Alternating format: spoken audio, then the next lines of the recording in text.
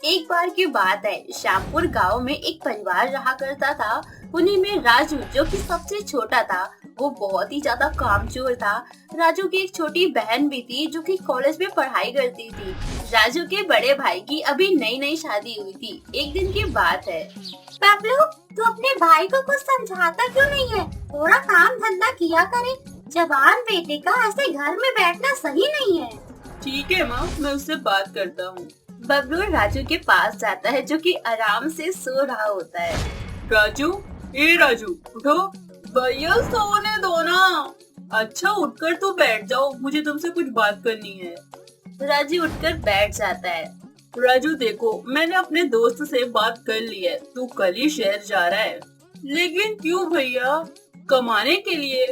एक तो राजू जाने को तैयार नहीं था, लेकिन सबकी जिद की वजह से वो शहर चले जाता है।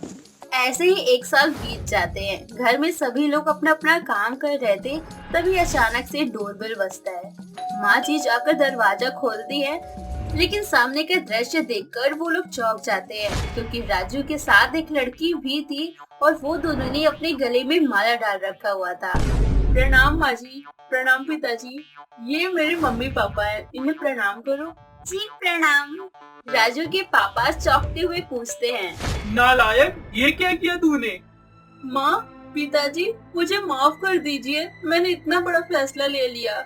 लेकिन आप चिंता मत करिए, नीलू बहुत अच्छी लड़की है और ये आप सभी का बहुत ध्यान रखेगी। उनकी आवाज सुनकर घर के बाकी लोग आ जाते हैं। तेरा दिमाग खराब हो गया है, ये एक मुसलमान है, हम लोगों के सामने क्या मुंह दिखाएंगे? पिताजी, लेकिन अब तो मैंने शादी कर ली है और अब तो शहर भी मॉडर्न हो गया है, हिंदू मुस्लिम कुछ नहीं होता। बस बस बस, तुम लोगों को सारी बातें दरवाजे पर ही करनी है क्या? लोग सुनेंगे तो क्या बोलेंगे? नई नवेली बहू आई है, उसका गृह प्रवेश करने के बजाय तुम लोग ये सब लेकर बैठे हो। तभी राजू की माँ अंदर जाती है और गृह प्रवेश का सामान लेकर आती है। वो विधि विधान से नीलू का गृह प्रवेश करवाती है। आओ बहू आओ, इस कलश में पैर मारो और अंदर आ जाओ। नीलू जैसे ही वो कलश में पैर मारती है, वो कलश सीधा जाकर पापा जी के सिर में लगता है। हाय रे दैया, ये क्या किया तूने कलमुही? मेरी तो किस्मत ही फूट गई। ओह मेरा सर, तूने एक किस आफत को मेरे घर ले आया? माफ कीजिएगा पिताजी, मुझे मालूम नहीं था। नीलू और राजू बहुत ज्यादा थक चुके थे, इसलिए वो लोग अंदर अपने कमरे में चले जाते हैं। अगले दिन राजू की माँ राजू को उठाने के लिए उसके कमरे में जाती है। तभी वो देखती है कि नीलू नमाज पढ़ रही है, जिसे देखकर राजू की माँ को बहुत गुस्सा आता है। हाय रे दैया, ये क्या कर रही हो? मेरे पूरे घर को शुद्ध कर दिया। मेरे बेटे ने पता नहीं तुझ में ऐसा क्या देखा जो तुझसे शादी कर ली। लेकिन नीलू उनकी कोई भी बात का जवाब नहीं दे रही थी। वो दो अपना नमाज पढ़ने में व्यस्त थी। राजू की माँ परेशान होकर कुर्सी में बैठी थी। तभी वहाँ पर उसकी बड़ी बहू आती है। देखो माँ जी, हमारे घर में क्या हो रहा है? अब यहाँ नमाज भी पढ़ा जा रहा है। अगर इसे नहीं रोका तो कल को अपनी ही मनमानी करेगी।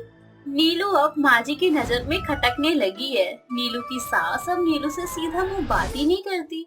ऐसे ही कुछ टाइम बीत जाता है और एक दिन, बड़ी बहू इधर आओ। जी माँ जी, बोलिए। बेटा, मेरे सिर में बहुत दर्द हो रहा है, थोड़ा मालिश कर दो। क्या मुसीबत है, मैंने अभी नेल पॉलिश लगाई है। क्या सोच रही हो बहू?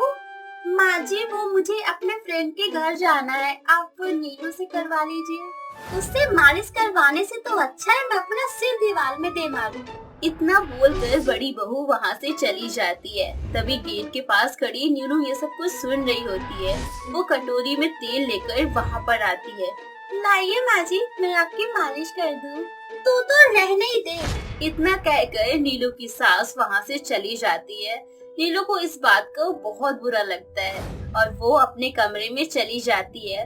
थोड़ी देर में उसकी ननंद वहाँ पर आती है और नीलू को उदास देखकर उसकी वजह पूछती है। नीलू भी अपनी सारी परेशानी उससे बता देती है। अच्छा ये बात है, मुझे पता है घर में सभी को खुश कैसे करना है। कैसे? आप बस कल सुबह का इंतजार करिए। नीलू को कुछ समझ नहीं आता कि आखिर वो कहना क्या चाहती है। अगले दिन आरती की आवाज सुनकर सभी की नींद खुल जाती है।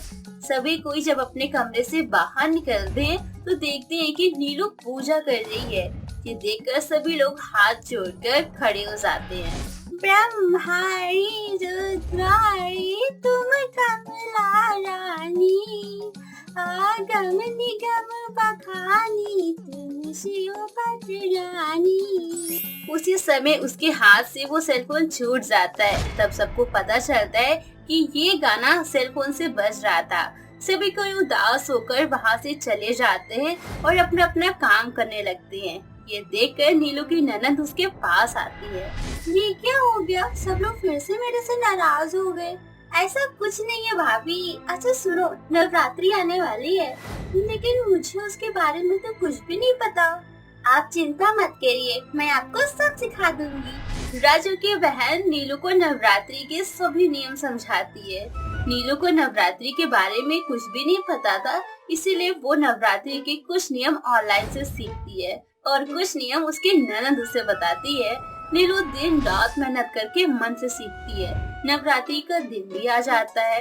उस दिन सबको पूजा की आवाज आती है। सभी सोचते हैं कि इतनी सुबह कौन पूजा कर रहा है। सब कोई अपने कमरे से बाहर निकलते हैं तो देखते हैं कि नीलू पूजा कर रही है।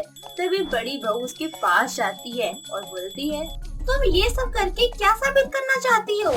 मैं कुछ साबित नहीं करना चाहती हूँ, बस आज नवरात्रि है ना, इसीलिए सुबह सुबह पूजा कर रही हूँ।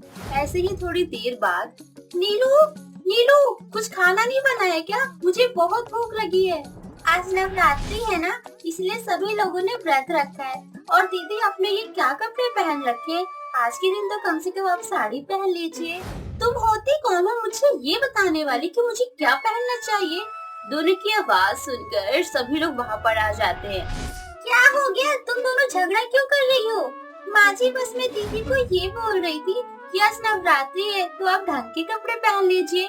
ठीक है तो बोल रही है, आज नवरात्रि है और तुम्हें साड़ी पहनना चाहिए। बड़ी बहू गुस्सा होकर वहाँ से चली जाती है। तभी राजू की माँ नीलू से बोलती है, नीलू बेटा, तुम हमारे धर्म की नहीं हो, फिर भी तुमने हिंदू बहू की तरह सभी नियम का पालन किया है।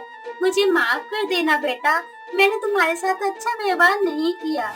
माँ जी मैं तो सारी बातों को कब कब भूल गई। चलिए हम सब पूजा करते हैं। तभी वहाँ पर बड़ी बहू आ जाती है। उसने भी बहुत सुंदर सी साड़ी पहन रखी थी। आज मेरा परिवार पूरा हो गया। असली देवी तो मेरे घर में है, मेरी दोनों बहुएं। और ऐसे ही सभी लोगों ने धूमधाम से नवरात्रि का त्योहार मनाया।